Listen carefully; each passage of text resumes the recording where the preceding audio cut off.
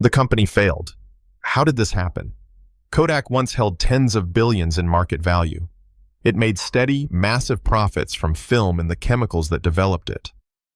In 1975, an engineer named Stephen Sasson built the first digital camera. Management shelved the device. They made that choice to protect a razor and blade business that printed cash. The consequence was immediate and irreversible. Market dominance vanished. Jobs disappeared. Communities were stranded. Kodak was everywhere. It owned chemical know-how. It owned global distribution. It owned retail counters and photo labs. Every roll of film bought meant recurring revenue from processing chemicals and services. That recurring revenue had very high margins. Executives measured success in film sales and profit per roll. The incentive system rewarded protecting that stream above all else. The 1975 prototype mattered. It was crude. It recorded black and white 0.01 megapixel images to a cassette tape. It proved the concept. It generated patents. But it also looked like a threat.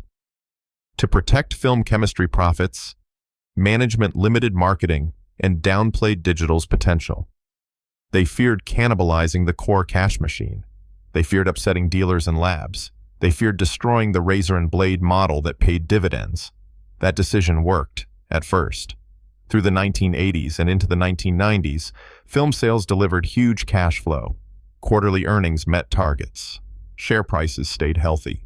Short-term performance validated the choice. Employees kept their jobs. Towns kept their tax base. Investors were happy. Risk felt low. Reward felt steady. Warning signs arrived. In the 1990s, consumer electronics firms shipped viable digital cameras. Image quality rose. Prices fell. Convenience rose. Kodak launched photo CD, early digital models, and kiosks. But these moves were constrained. They were designed to protect film. Digital products were priced or positioned so they did not undercut consumables. That cautious approach slowed adoption of a full digital ecosystem inside Kodak. The erosion began slowly. First loss. Point-and-shoot cameras reduced roll purchases. A roll was sold less often. Factories ran lighter. Second loss. Digital hardware got better and cheaper. Prices fell across the market. Margins compressed. Kodak's consumables revenue, the profit engine, started to drop fast. Third loss. Smartphones arrived around 2007. Camera quality climbed. Phones combined convenience, storage, and connectivity. Entire consumer behaviors shifted away from physical film. Each loss raised the stakes. Film volumes declined. Margins narrowed. Kodak cut costs. Plants closed. Layoffs began. Dealers and labs reinvented themselves or disappeared. Losses compounded. Liability pressure rose.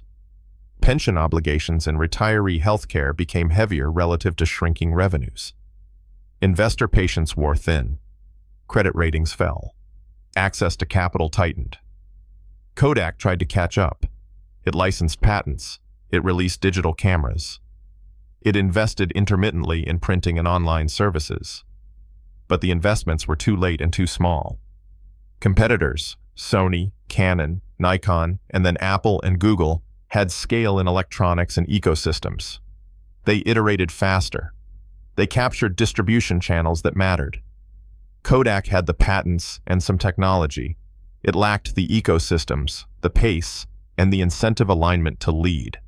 The turning point came in the late 2000s. Revenue declines were sustained. Cash burned faster than it could be replenished. Debt levels rose. Market confidence evaporated. By 2012, Kodak filed for Chapter 11 bankruptcy protection. It sold core patents for roughly $525 million. Its workforce had shrunk by tens of thousands over the preceding decades.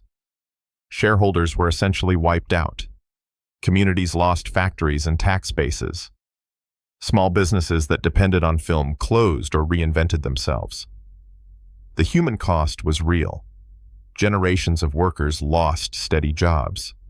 Plant towns lost payrolls and services. Retirees feared benefits. Photo finishing shops vanished. Seasonal workers went unpaid. Engineers who had built the first digital prototypes watched competitors profit from ideas they had incubated. The social contract between a dominant firm and its ecosystem fractured. What failed was not invention. Kodak invented digital photography. What failed was governance and incentive design. Extreme profitability in consumables created a trap. The razor and blade model made the company risk-averse to its own disruption. Preserving short-term cash streams became more valuable than owning the long-term future. After bankruptcy, Kodak did not disappear. It re-emerged in a narrower form. It focused on commercial printing, chemicals, and services. It monetized patents. It found niches. But the scale was a fraction of the old empire. The brand survived, but the global photographic culture had shifted entirely to digital platforms run by new leaders. The lesson is stark. Profit that protects today can become rope that chokes tomorrow. When a company's highest margins come from consumables, it may choose protection over reinvention. That choice buys stability in the short term. It can destroy the long term. Kodak's story shows the cost in dollars and in lives. A single shelf with a digital prototype hid a different future. The invention was not enough. The incentives were. Profit kept the future locked away until it was too late.